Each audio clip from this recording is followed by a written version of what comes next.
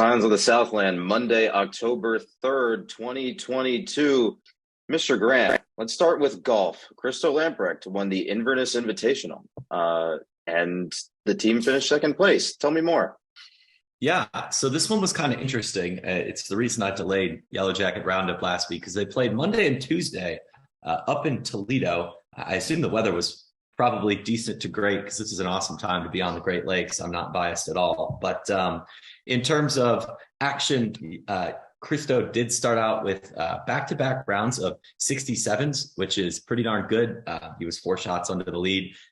Again, that'll set you up pretty well. And then came back with a 72 to eke out the win. So he definitely put himself in the right place. And this match was also match invitational, whatever. It was also interesting because they played the first 2 rounds on that Monday. So definitely seems like he was locked in all day for 36 holes, which that's a lot of golf. That's 8 hours of being on the course. So props to him for that.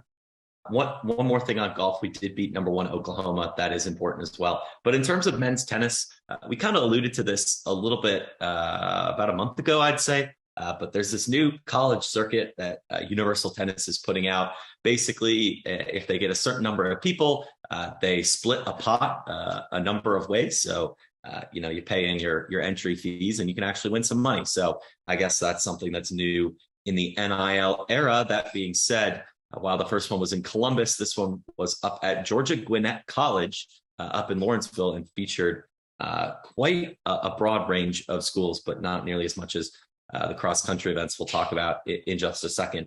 In terms of results, there were 4 tennis guys up there: Robert Bauer, Angel Guerrero Melgar, Keshav Chopra, and Rohan Sakdev. They all paired up in doubles.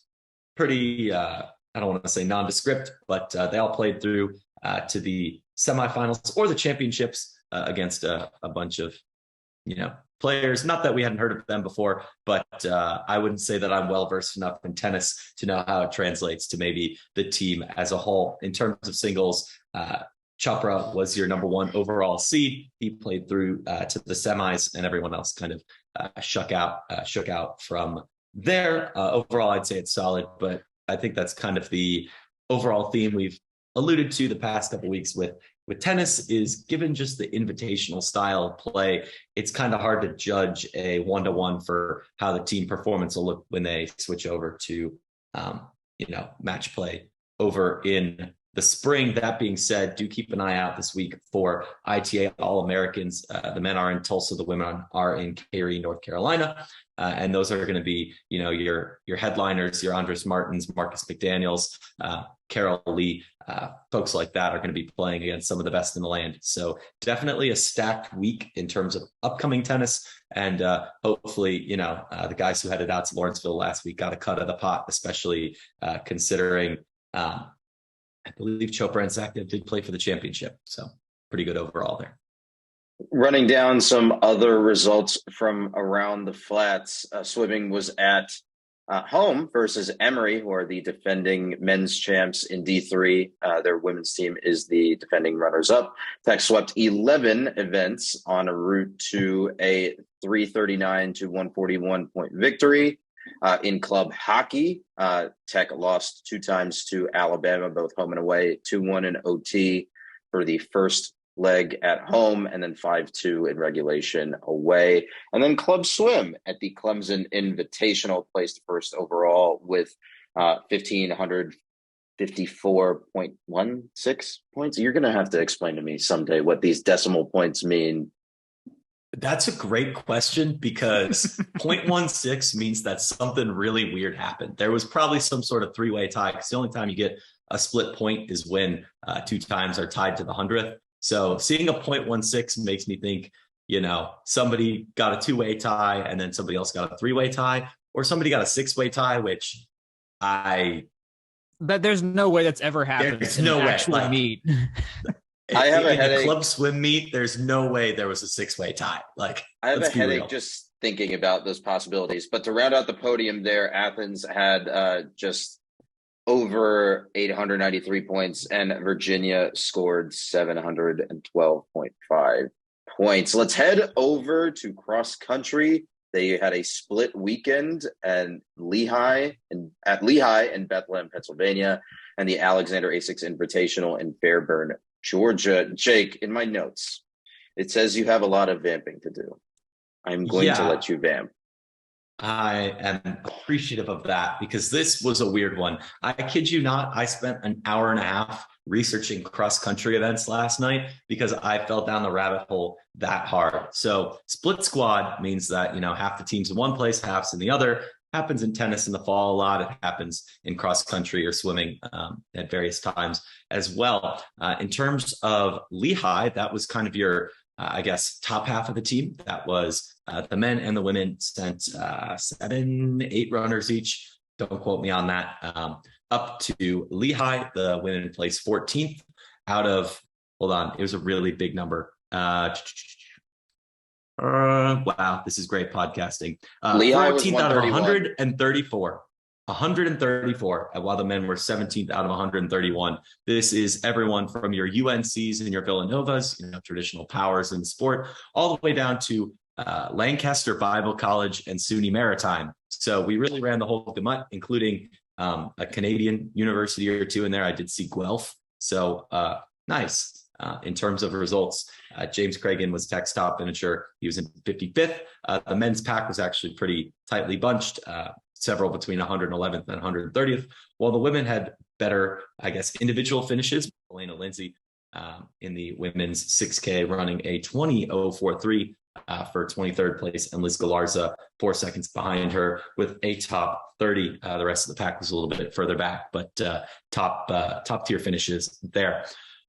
The event that kind of sucked up more of my attention, though, was the rest of the team down in Fairburn. This wasn't necessarily a huge D1 slate. I think the only other D1 school I saw there was Wofford, who Tech throttled.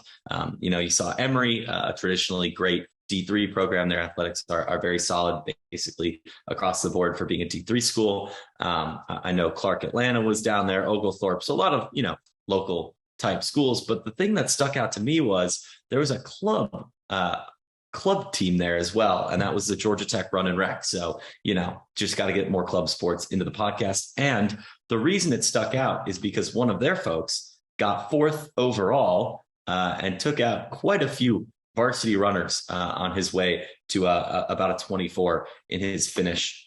In terms of placement, it really was a stacked day overall for Tech. They kind of cleaned up the rest of the competition with 9 out of Tech's men finishing in the top 50, as well as 4 of the 5 run and rec lads who were down there. So 13 of the top 50 was Georgia Tech guys, which is pretty great. And then I believe they're at 9 on the women's side as well. So yeah, really, really strong showing on both accords, especially when you're running against 1,200 men in a single invite to have all your guys in the top 200. I think that's a pretty good day. Same for the women. I know that was a lot. That's probably the most we've ever talked about cross country on this podcast. And it was just me vomiting knowledge. We did an entire preview episode for cross country, both this summer and I think last summer too. So hey, I think we owe one. I will say, just in terms of scheduling, their next meet will be at Penn State in 2 weeks. No word on if the run and rec will run all the way to State College for that one. Jake, you have a last word before we move on. Yeah, I do believe that club hockey is either at home or near-ish enough to home that it's feasible against Clemson coming up. And then swimming does head out this week. They will not be around for homecoming. Other than that, homecoming is going to be the place to be in terms of other general Georgia Tech events for this upcoming weekend. Oh, buddy, I have the entire schedule pulled up for later in the episode, believe me. Let's move over to volleyball. Jack, you wrote the book on this one this weekend. Tech beat Notre Dame 3-0 in South Bend. Didn't really break a sweat. Many sweats were broken in Louisville on big ESPN, along with a bunch of souls when ESPN decided to cut in with Aaron Judge. Tech lost to Louisville 3-1. Louisville is ranked 2 in the nation. It's Tech's first ACC loss of the season and third overall loss. Jack, like I said, you wrote the book on this one. Tell me what the vibes were for this, and give me a little bit of analysis on what the future holds. The vibes were great in my living room when Aaron Judge came on the screen because I love baseball history. So I hate the Yankees, but I had no problems there. Anyways, that was relevant. Jack, the implication there is that I do not like baseball history because I hated Aaron Judge being on my screen, and that's just me hating. No. I'm going to mute you. There we go. Thank you. He can't defend himself. Yeah, no, Notre Dame was not this is our first ACC trip of the year for one. Notre Dame it wasn't a big deal there. They play in their basketball arena. I got a friend to go to that game, and I think they constituted about 10% of the crowd there. Like Friday night in South Bend, people don't go to volleyball. And then the Louisville match, we knew it was going to be hard. I mean, they're very good. They were without one of their best players, Anna DeBeer, but it didn't really matter because they could set anywhere they wanted. They could hit us anywhere they wanted. They were very good at targeting Paola Pimentel on serves and very good about double blocking Bergman to the point she had a negative hit percentage, which does not bode well for Tech, unfortunately, when that happens.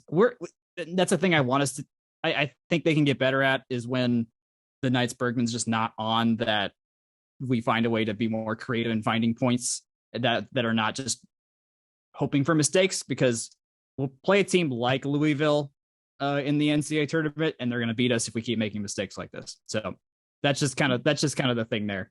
And I think we've seen this a couple times, right? We saw this earlier in the year with Ohio State, who played a similar style where they continued to get stuffs at the line, and they were able to stretch Tech out a lot on the court. And it's a pretty consistent problem that, like you said, Tech is going to have to solve either tactically or just by throwing numbers at it rotationally, right? They for sure. And they tried. I mean, in Collier, when I've talked to her, she's mentioned there's no time to experiment anymore. And I brought this up multiple times because I think this game may have been one where we needed to experiment against Louisville. We get to play them again, and very well maybe again in the NCAA tournament like we did last year. So figuring out how to beat them is critical if we're going to win the national title. That's just how it's going to have to go down. So, and then they released the NCAA committee's top 10 came out during the match, and Tech was left out of it. And then today the ABCA top 10 came out, and we were in it at number 10. Minnesota was the only team in the NCAA version that we were not in. So we're battling. So we're hovering around universally. We're hovering in like the 9 to 11 range right now, which I think is accurate, especially when watching Louisville and Texas play this weekend as well. And then Bergman got to 1,400 kills, and she'll probably get to the 8th spot all time in Tech history when it's all said and done this year. Yeah, so I'm going to stop fake reading my sports history book out of spite to chime in with our RPI is only at 23. So that might be a pretty good indicator that, we've really scheduled tough. We've taken care of the teams that we've needed to, lost to an arguably inferior, in air quotes, because they beat us. That's how that works. Arkansas team, and also lost to Ohio State and Louisville as well. So in terms of big swings, we don't really have that marquee win, the Penn State one last year that really buoyed the RPI from the start, but also the Pitt win that we got mid-season on the road. So definitely something to keep in mind is, until we maybe knock off Pitt this weekend, let's knock on some wood, or we get another shot at Louisville at home in the coming weeks, and we get 2 chances at Pitt. For the record, I believe Coach Collier called that, quote, the hard schedule, as if that was something that they could choose to have in the ACC. Would love to know how that all works out, because there's no way they randomly drew Pitt, Louisville, and Tech all matching up home and home for the second or third year in a row. Like, that just doesn't make sense. Anyways, I'm rambling. Point is, we need to get a marquee win if we want to host, because I don't think just taking care of business against the rest of the ACC is going to do it if we can't get over the top, like the top tier hump at least once. You don't have to do it 4 times. Just once would be nice, though. Yeah, one win does a lot here. We probably won't escape Pitt or Louisville to win the ACC. We're going to need a lot of help there to make that happen. But one win does a lot to maybe keep us in the top 16 come tournament time. We played the both of them within our last 4 games in November. So Yeah. all of these hypotheticals will become very clear realities in November once we've done with the meat of the ACC schedule. Yeah. I'm personally, I'm more worried about beating Syracuse, who's currently at the top of the conference. What? Syracuse? That's what you said. Syracuse is undefeated in conference play. Yeah, but they had also Louisville 5 returners. Didn't they cut their entire team or It's a joke. They haven't played anybody. Oh. They haven't played anybody yet. Oh, okay. It's a very bad I was joke. the guy who said we can't judge anybody seriously until they play Louisville or Pitt. Damn. Gotta follow my own advice. Got him. I had a whole bit set up for using scheduling corruption in different sports to explain how Tech, Louisville, and Pitt got scheduled together, but I think the moment is gone, and I'm just going to cede it back to you to close us out here.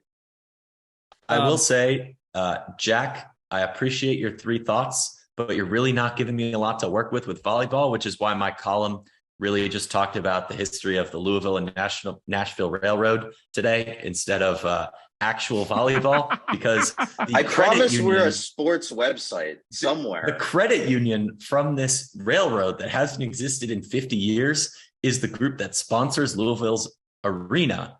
And they also built a train line that cuts their student union, which the arena is part of, in half. And then I was like, shoot, Jack did such a good job on the volleyball that, everyone can go check that out, and I'll just write about cross country or something instead. So good job there. You're welcome to plagiarize at any time, sir. We're professional plagiarists here from the Rumble Seat. I can't believe we actually got a comment like that. Moving right along, Jack mentioned that Tech plays Pitt this weekend. That is a 7 p.m. tip. That will be at McCamish. 2 p.m. 2 p.m. 2 p.m. Even spicier. 2 p.m. tip at McCamish on the 9th. So if you are in town for homecoming, that will be a nice cap to the weekend on Sunday. What is the other game this weekend, Mr. Purdy? Friday, 7:00, hosting Virginia, conveniently right after and right next to the Mini 500, if you're so inclined to watch that as well. Which event will be more entertaining? I cannot say. You actually can't say. Those are both equally entertaining. They really are. There is a giant swing, and this is where I'll editorialize a little bit on a tricycle race. There's a giant swing in entertainment from being on the corner of 4th and Fowler, the ATO, Beta, Peters Park, Wesley. Peters parking deck's not very descriptive, but that side where everyone's just flying down the hill, racing into the sewer, crashing, all that good stuff, versus struggling to go up the hill in front of Bobby Dot. That's not entertaining. That's bad. If you're going to go on 4th Street, personally, I think the other angle, the Callaway Plaza angle, is a very good metaphor for getting through Georgia Tech. Don't remind me. Hey, I made it up that hill without stopping last year when I raced. Ooh. Very impressive. Jake has 2 degrees and did not do that. Moving on, McCamish Pavilion got a new court this fall and this summer. I guess this is the early part of the fall and mostly the summer. There was some water damage that flooded the arena earlier this year, and so a new court had to be ordered. It is only blue and white, interestingly enough, because Tech Gold requires a long lead time to put on hardwood. So it was not available to put down for the 22-23 season. But the court is installed. It looks good. And it will be ready, like we said, to host volleyball on Sunday. No word on if it would be used for other games, potentially postseason play, but we'll keep an eye on it and see what happens. Mr. Grant, Mr. Purdy, any other notes before we take a short break?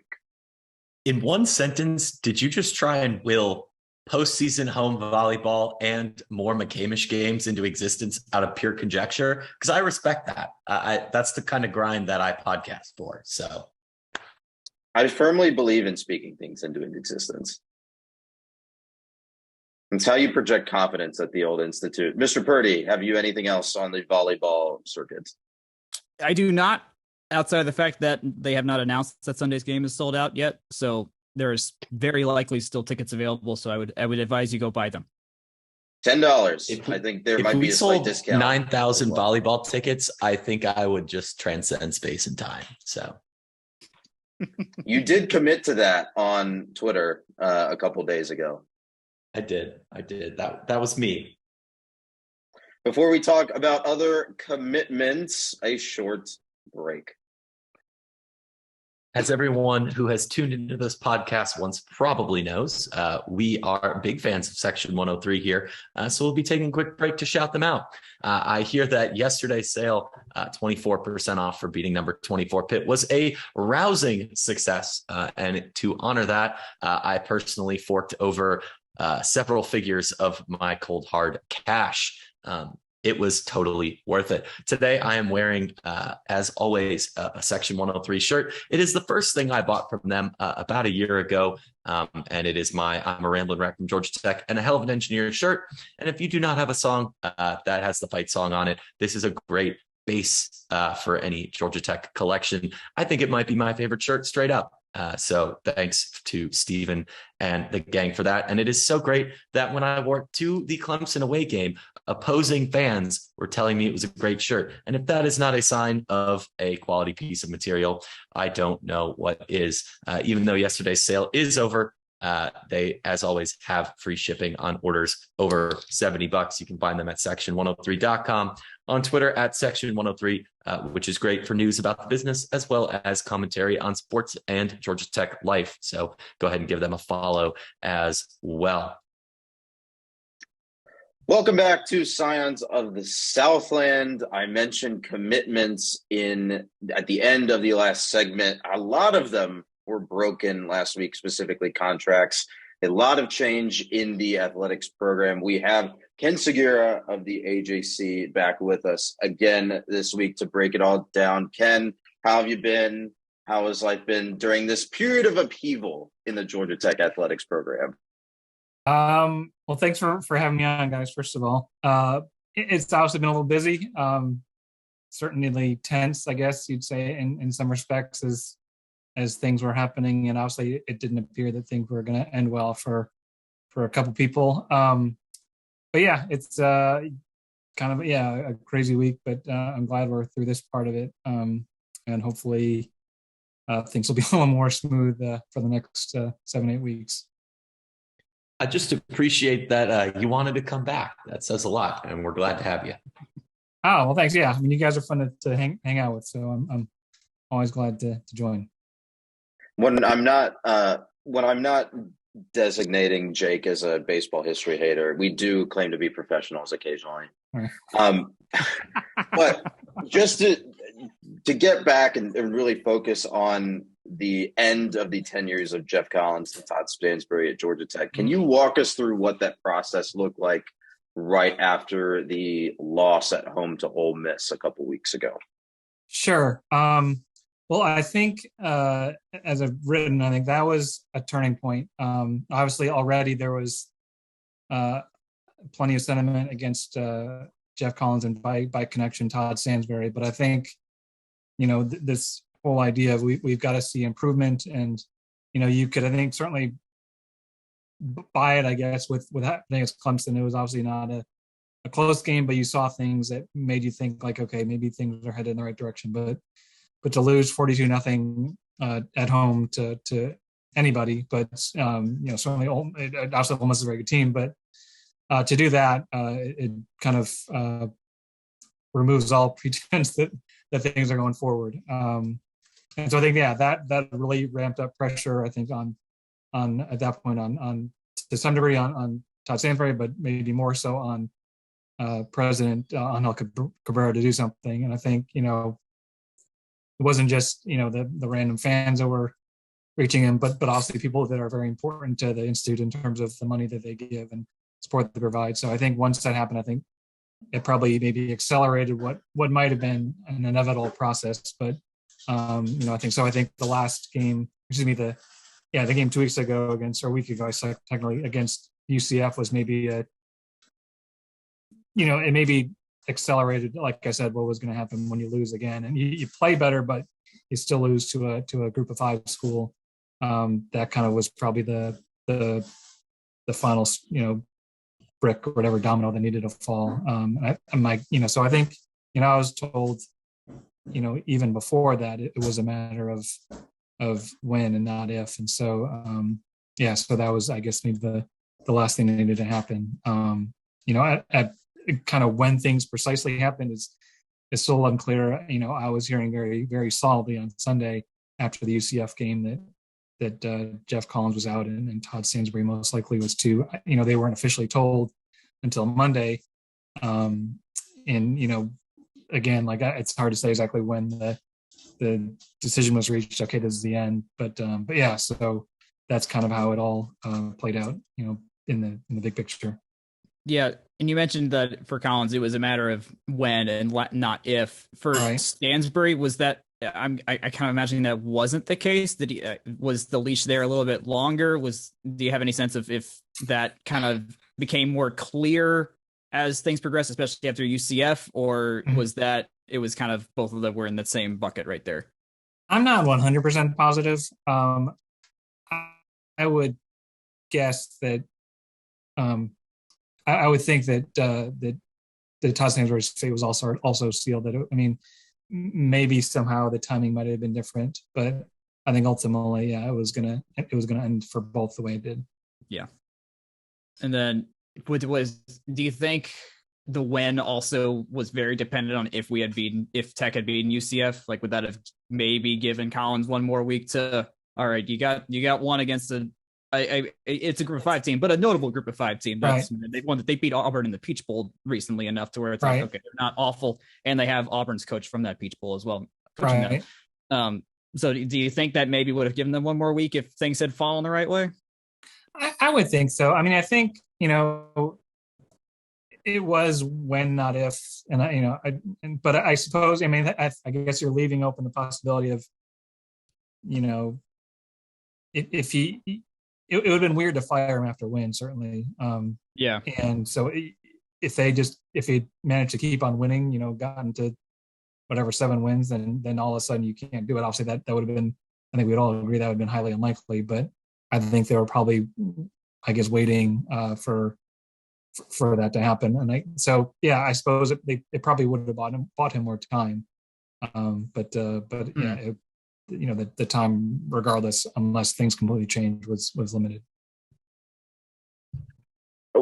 What was your sense of how attached Todd Stansbury and Jeff Collins were in that, job connection sense? Obviously, we saw that public vote of confidence in last winter, but were they always going to be attached at the hip like this with a firing, or was there a sense that, hey, maybe Todd gets retained, Collins gets let's go? Like, what was the relationship there? I think once he said that, and then that was, I think that kind of, I don't know quite what the verb is, that frustrated not just everyday fans, but also the people whose opinions matter. And then on top of that, I think there was maybe an expectation or hope or desire for of, okay, and I'm speaking for them or paraphrasing what I think probably was going on, was that, okay, if you can keep him, but I'm okay, but we've got to do something with Andrew Thacker. And because obviously the defense's record is what it was. And when that didn't happen, I think that even kind of further connected the two of them, and maybe took it to the point of, okay, if as you say, he's your man, and if he's not going to do it, then I think that is probably maybe ultimately what bound them together. Just politically speaking, if he had said something like, we're not happy with how things are going, but we want to give Jeff Collins another year, and been a little, created some separation between him and Jeff Collins, I think maybe that might have changed things. And if he, if he said, hey, you can stay, but you've got to make these changes, whether you want to or not, then maybe that might have, kind of created that understanding of, Todd Stansbury is it's feeling some of the same things that the donors and fans are feeling, or recognizes that, then maybe it could have turned out differently. But it's, obviously that's conjecture. Yeah, for Cabrera, I mean, I talked to him last year, and we didn't really go into much on sports outside of like needing to Title IX still not fully resolved yet, and we talked about that when he came on in the summer. Do you have a sense of if this was the donors seriously pressuring him to be like, okay, please do something here, or Cabrera saw just by himself, okay, I know this has reached the point of no return, that we have to make a real change here that only he could really do? I would have to think there was a lot of pressure on him, and I think it's those things that, and it's hard for me to say exactly what he was thinking. Because he hasn't. I mean, he came out and made a statement that we have standards, but and they weren't being met.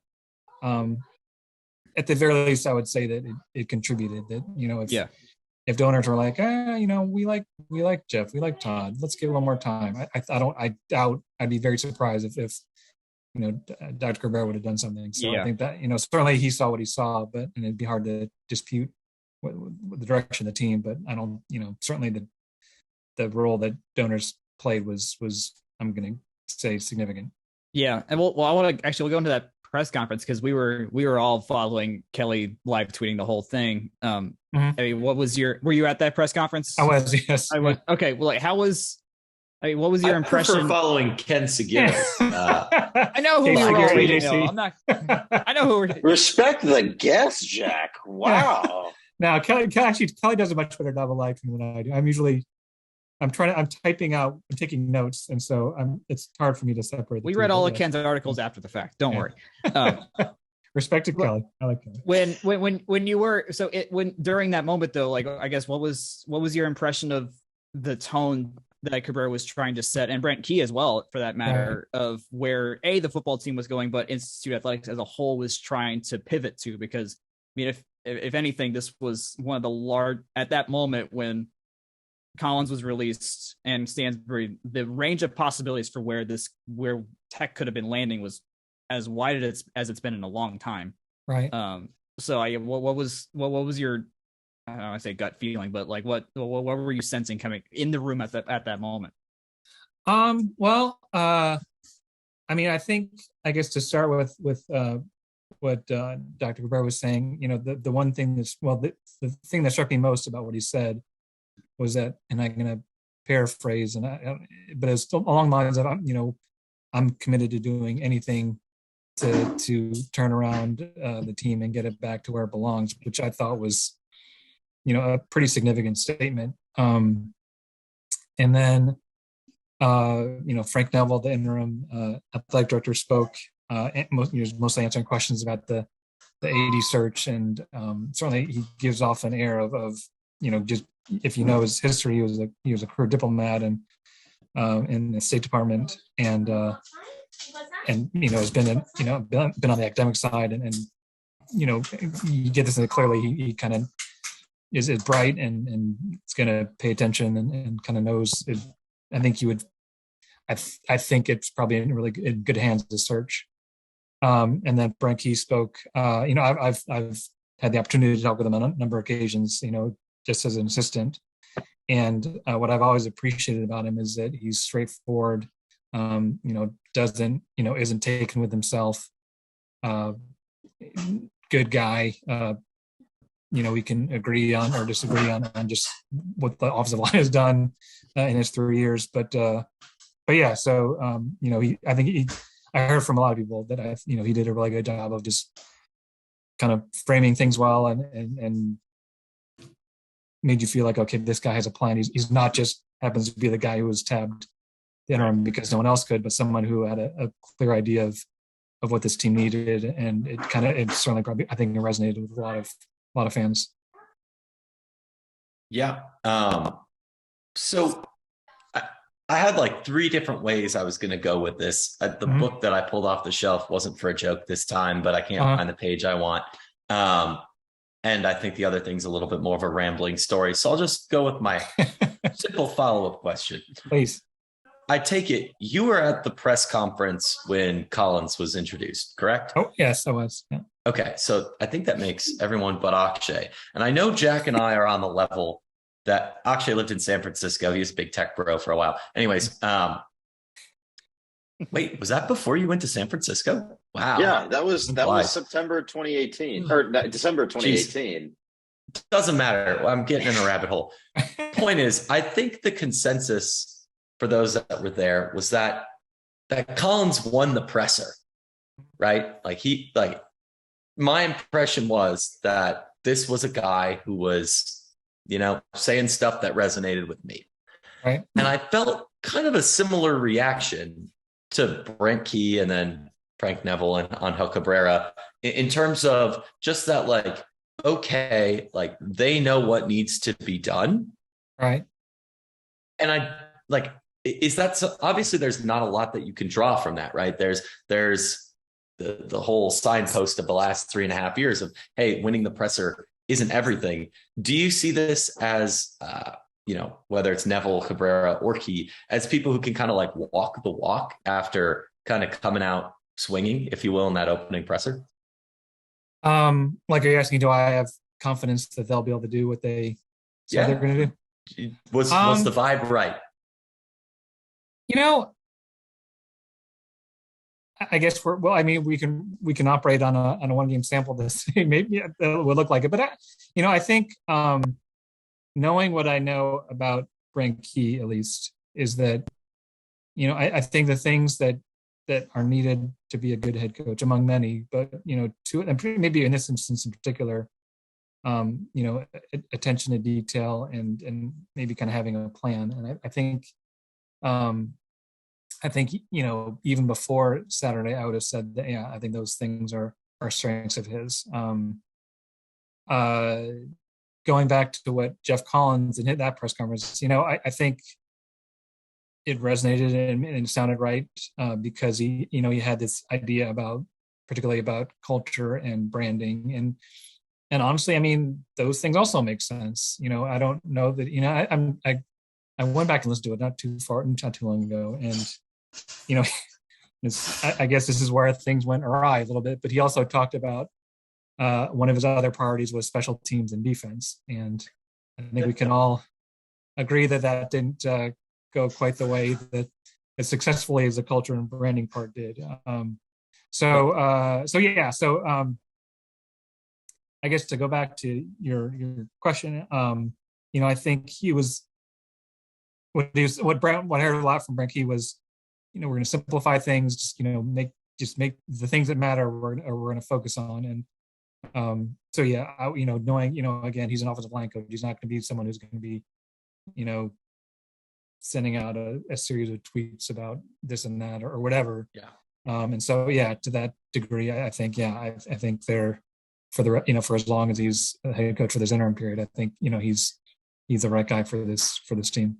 See, that's great to hear, because honestly, out of everyone involved, the person I've interacted with the most, interfaced with the most, is Angel Cabrera, and that list is really short too. And that's more of just having been a student, been in the organizations I was in, and stuff like that. And in him, I do have a level of confidence. So it's good to hear that that it extends to the guy leading them on the football field as well. Following up on one last thing, and then I'll stop hogging the mic. Thoughts on whether or not to throw the baby, if you will, out with the bathwater in terms of branding 404, Atlanta focus. Do you see that as something that is going to play into the next few years of tech as well, or do you think that kind of recedes into the background?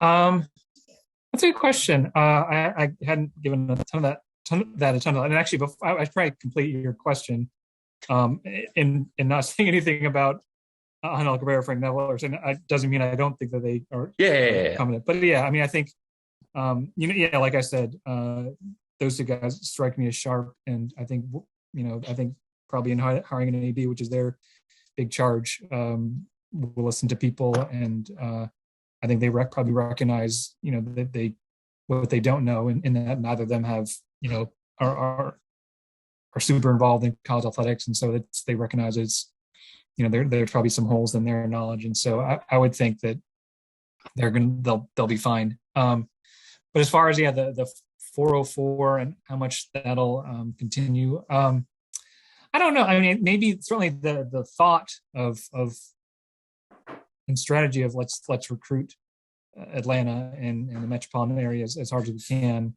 That certainly will remain. I would wonder if certainly for maybe on social media or wherever, if that not stigma, but if that has a stigma now of, oh, that was Jeff Collins' thing, and there probably might be an attempt to distance from it just because obviously the tenure didn't go very well. Certainly, I think as far as like recruiting Atlanta and Georgia, that's certainly not a new plan. That I'm sure you can go back to I don't know, I guess as far back as Atlanta and Georgia have been a big deal in high school football, which goes back at least 10, 20 years, if not longer. I mean, it's always been a very fertile ground, but yeah, I think the strategy certainly would remain, whoever is a coach. But as far as all the branding, and I would wonder if that would recede. Yeah, fair enough. Thanks, Jack. I know you have some final questions about the AD search that I wanted to get to before we wrapped up. Yeah, there's a search firm that's getting involved here that we've delegated to the task of, I guess, collecting resumes, if you want to put it that way, of just seeing who's out there. I know there's a lot of agents involved as well and getting their clients in the door and whatnot. But do we know, like, is the how beholden is the athletic association to, I guess, going by what the search firm finds? Is it really just like, please do the collection process for us and then we make the decision from there? Or is there something else involved that we should know? I think generally it works that way. There's what search firms do typically, particularly with coaches, I think is gauging interest, and so so they're not bringing to the school people that actually don't want to be involved in the search, and also weeding out candidates that maybe don't have the experience or qualifications, and so they're ultimately, I think largely how it works is they'll bring maybe 4 or 5 names of, okay, here are guys, men and women in the AD search certainly that we think are qualified and have also indicated that they're really interested in the job. And then from there, maybe they'll be in the set up interviews and so forth. Yeah. But ultimately, obviously, the decision is on the, in this with AD search, Frank Noble and Angel Cabrera of who they deem is the right choice.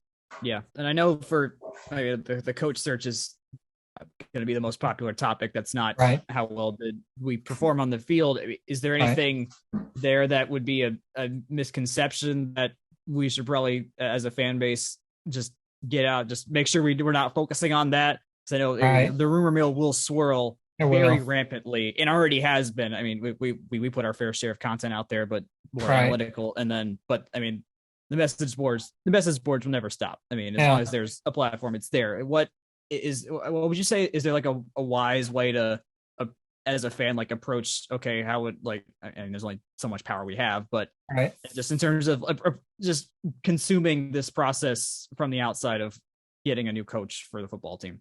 If it's not Brent Key, but for all we know, it still might be Brent. It could be. I think, how it often seems to work in coaching changes, particularly when it's a firing, is that the pendulum kind of swings back the other way. If it's, a guy who's been a drill sergeant, the next guy often is, oh, this guy's fun and he makes football fun again. And then if that guy gets fired, then it's, we need some discipline in this team. And we were, we the last coach, he let us do whatever he wanted.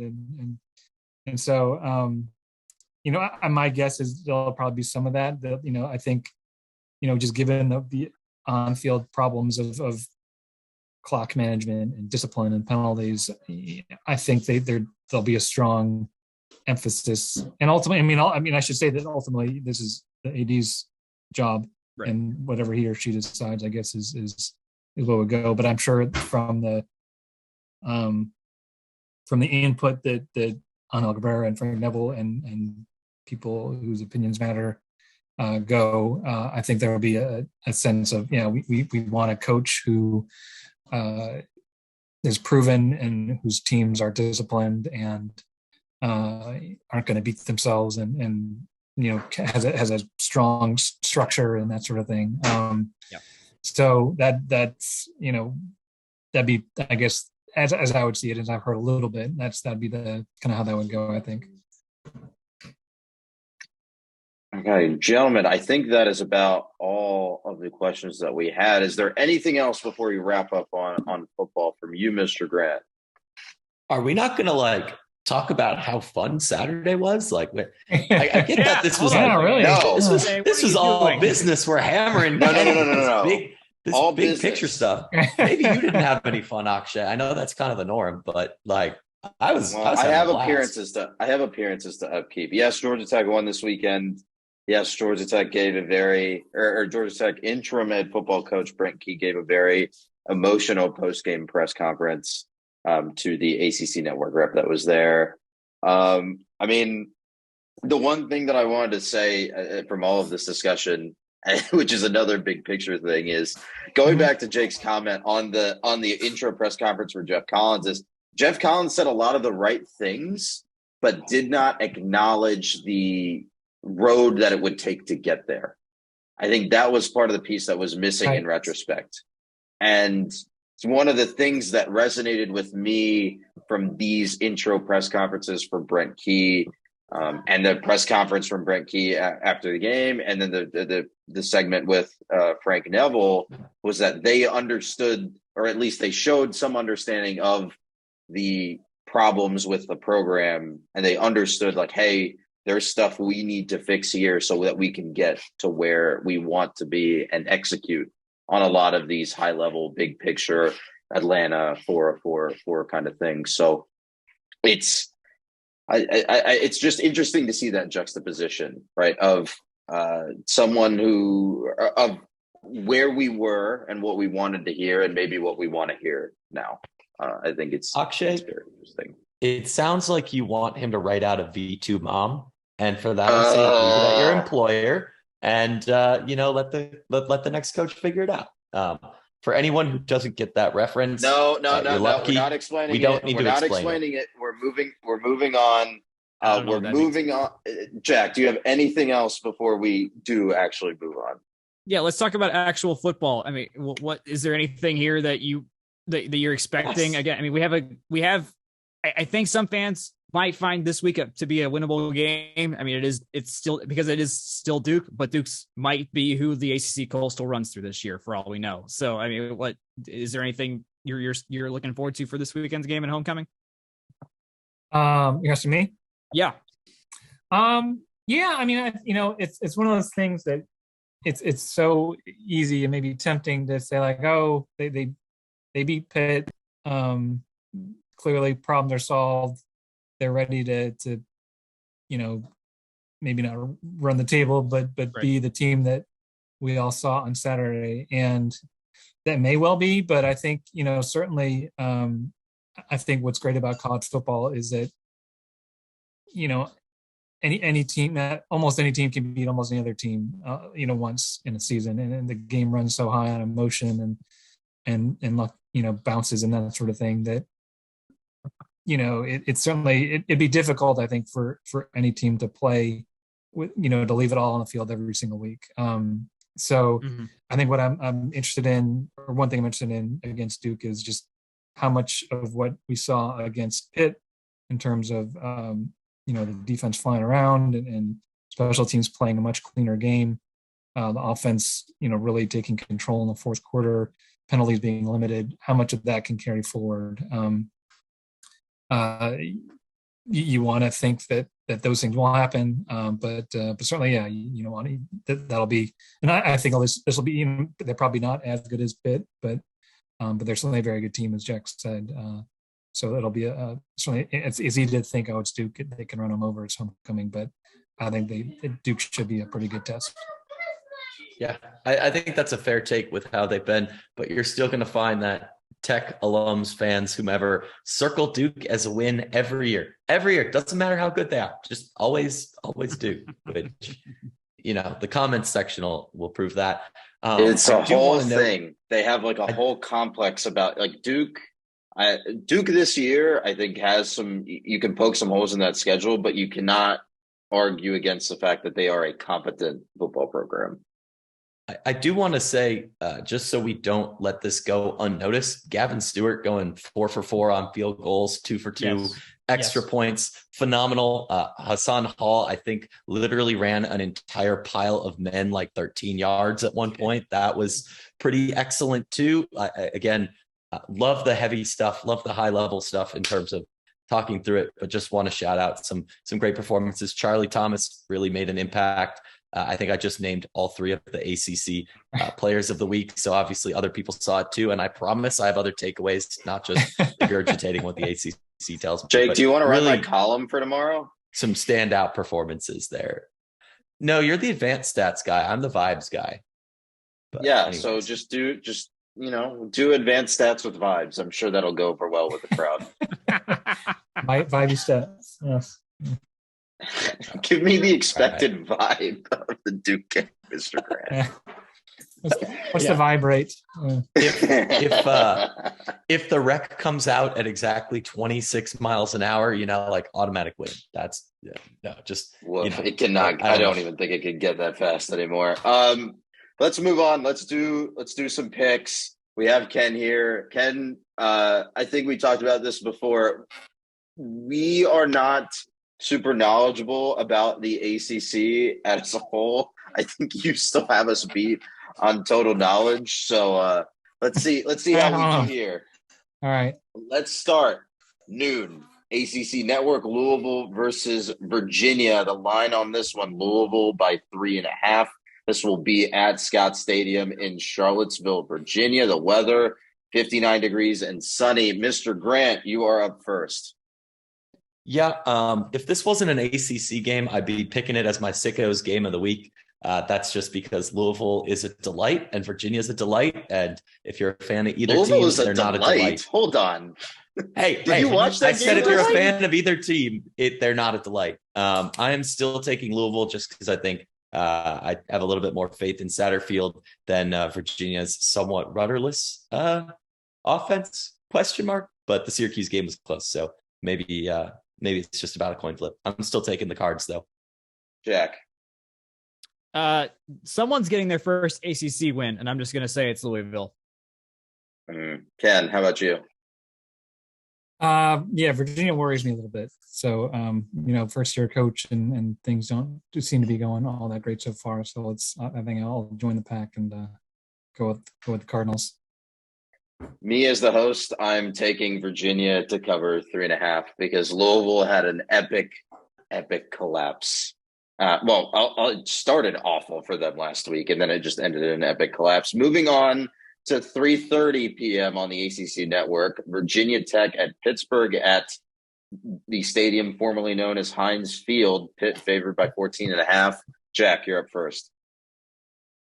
Well, we did give Pitt their first loss. I mean, they're still good enough to win normal football games. They've got 3 wins. They maybe should just have 2. But no, I'll a home field advantage still. I'll give it to Pitt. Jake. I think Pitt to win, Virginia Tech to cover. I don't think Pitt is going to be ranked again the rest of the year, and I'll leave it at that. Over under on this one is 44 points, by the way. That is low. Yeah. Ken, you're up. It would seem like if Pitt, for Pitt to lose a game like that, I think you have to come back and give a better showing of yourself. So I would go with Pitt. Good stuff. Moving on to ESPN2 at 4 p.m. UNC versus Miami at Hard Rock Stadium in Miami Gardens. Miami favored by 4 points. Ken, how about you take this one first? Man, Miami seems like they're having some issues. I think they just came off their bye, if I'm correct. But I don't know. Teams that we always think are always said to be going to turn the corner and this year it's not like it's happening for either. But I don't know. I'll go with the Tar Heels in this one. They're going to score, and maybe the defense figures them out. Jack. I think you're right. We've been thinking North Carolina's going to turn the corner for the last 3 years, and they have not turned the corner that we all thought they were going to. But also, much longer than 3 years. To be clear, much longer than 3 years. They've been trying. They've been trying to turn that corner since they had Al Golden, and the corner has just gotten farther away. I think we're talking about two different corners here. I think Ken and Akshay are on the Miami turning the corner train, while Jack is on UNC turning the corner, if I'm interpreting this right. In which case, there's too many corners to go around. I was talking about both, but yeah. Okay, aren't you the mechanical engineer that knows angles? Aren't you supposed to be an expert on these corners? No, that's Ben Lammers. Sorry. Jack, please get us back to sanity. I'm going to pick North Carolina because I want their game with Duke to be an epic winner-takes-all coastal matchup if Tech isn't involved by then. Those schools have too many nice things in every non-rev sport, in every basketball game. You can't give them nice things in football too. That said, I think Miami has quite a bit of talent. I think they have a higher ceiling, and I think they had a week to figure things out. So I think they cover there at home. It'll be a balmy 86. So give me the that might be how many points are scored in this game, because neither of these teams does any defending at all. Moving on to Boston College versus Clemson. That game will be at Chestnut Hill. Clemson is favored by 20 points. Oh boy, poor Boston College. Jake, you're up first. I could legitimately see BC not winning a game the rest of the year. Give me Clemson and the points. I think they cover. I don't think this one's particularly close. Ken, how about you? I'm gonna go the same, and it's funny. Yeah, I remember Jeff Halfley. He always struck me as he was hired in the same cycle, if memory serves, as Jeff Collins, and it seemed like they've got things going. But I'm not sure they're quite there. But yeah, I'm gonna take Clemson, and I suspect it won't be close. Jack, round us out. Last year's Boston College team might cover, not this year. Still Clemson and by a lot. Boston College really needs to figure out that offensive line if they want to do anything. That is a 7:30 kick on ABC. Moving on to the RSN at 7:30. Army goes to Winston-Salem to play number 15 Wake Forest. Wake is favored by 17 points. Ken, how about you go first?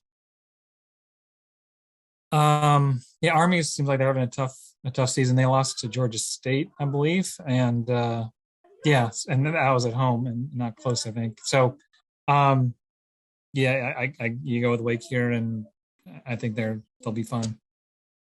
Jack. This is Wake. This is one of those games they have to take care of to stay relevant. So they'll get it done. A lot of gold and black game. A lot of gold and black. Jake.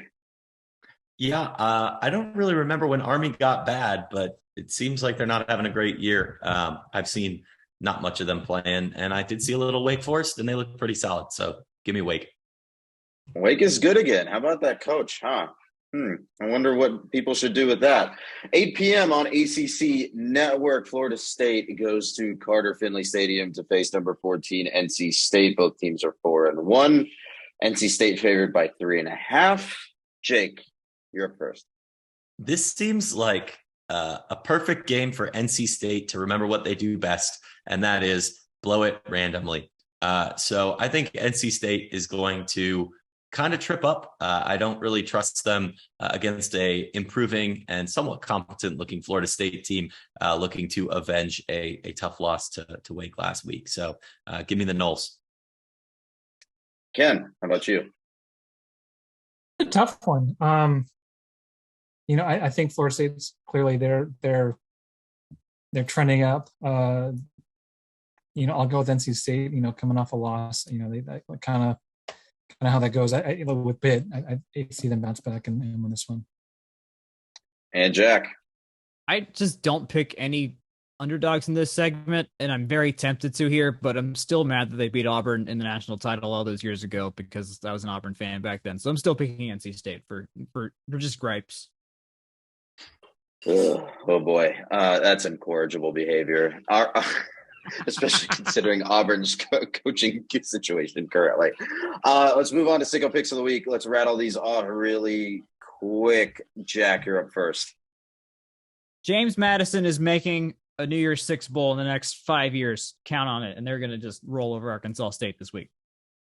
That is James Madison by 10.5. James Madison, if I remember correctly, is still undefeated. They could make a New Year's Six bowl this year. Yeah, they Jake, really could. That's very possible.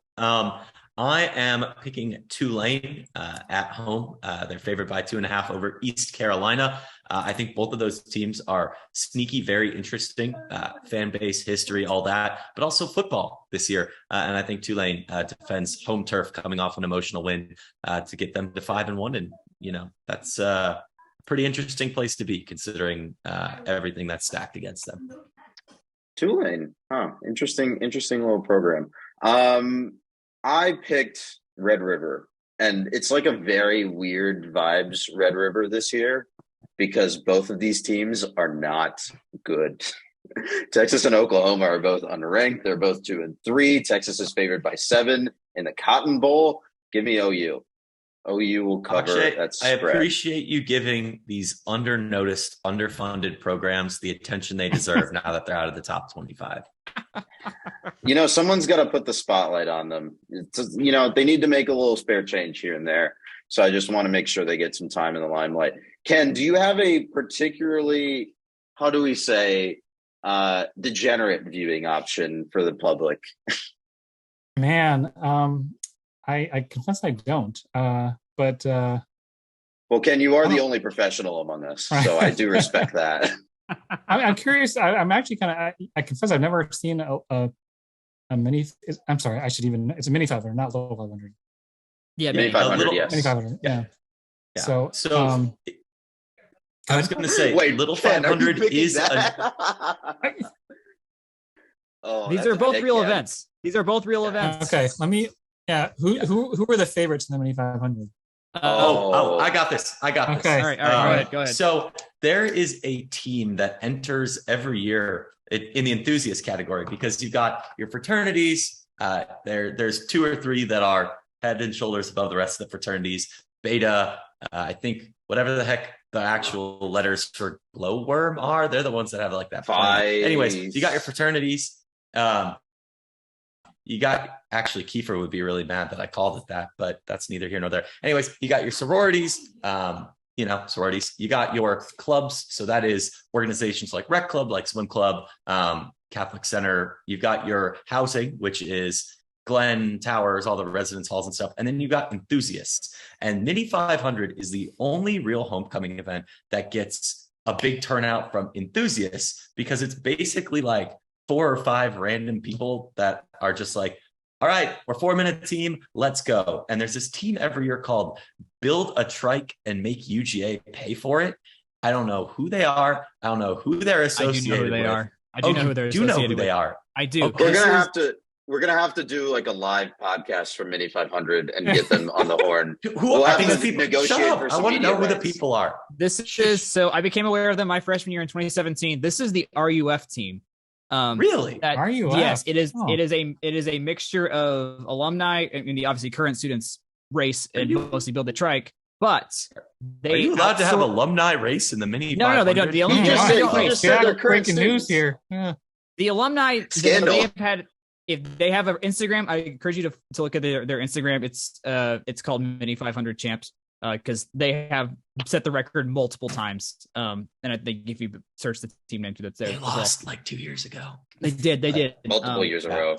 They inspired my past team in terms of trike construction because they have streamlined every single process, like you'd expect a Georgia Tech group to streamline the process of building a tricycle for a meaningless race beyond just pride. Hey, it is our crashing into sewers has meaning, Jack. They do not. Well, here's the thing. They do the opposite of crashing into sewers. They finish this race in under 20 minutes every year, and it's not. And they destroy everybody. No, they have Uber engineered every part of this, and it's mostly RUF folks. They've got people that have been building this trike for 6+ years now who have mastered the art of building the Mini 500 tricycle. and they're going to win this year. I have no doubt. I wanted to join their team in my freshman year. I thought it was normal to have tryouts to join this team, but they have tryouts to get on this mini 500 team. And if you don't make it, you're probably on the pit crew. That's amazingly optimized. I'm so impressed. Go ahead. This is where I would sneak in a joke about John Calvin, but I think it would go way off the map. So no. We're raining. No, they're predestined to win. They're predestined to win this race. Don't you worry about that. There you go. Got it, Jack. We're reining this back in, Jack. Just for good podcasting reasons. What does RUF stand for?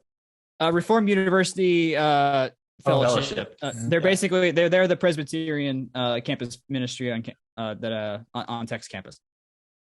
Presbyterian campus ministry on campus. Good work. Hey, they're also Presbyterian. So as a proud Presbyterian, good. I'm honored to know that my people are out there. Anyways, for the folks out there, Akshay, what time does this event start if they want to go and show up to watch it? I am glad you asked about the homecoming schedule. It is homecoming week on the flats. Let's start at 5:30 p.m. on Friday, October 7th. That is your mini 500 at Peter's parking deck. That will go from 5:30 to 6:30. I would suggest getting there before 5 o'clock because otherwise you will not have a good viewing angle at 4th Street. Saturday morning at 6:30 a.m. at Harrison Square, which I believe is a new location. It is the freshman cake race. I don't have a map of the new route in front of me. That is bad podcast host business. But our final event of the weekend before all the other sports is the Rec Parade at 8:30 at its usual location on First and Fowler that same Saturday morning. Please come, please attend. The people that put on these events, the people that participate on these events, love it. This is my favorite week every year. I can see Jake staring daggers into my eyes while I describe how fun these events are. Please get out whatever you need to say.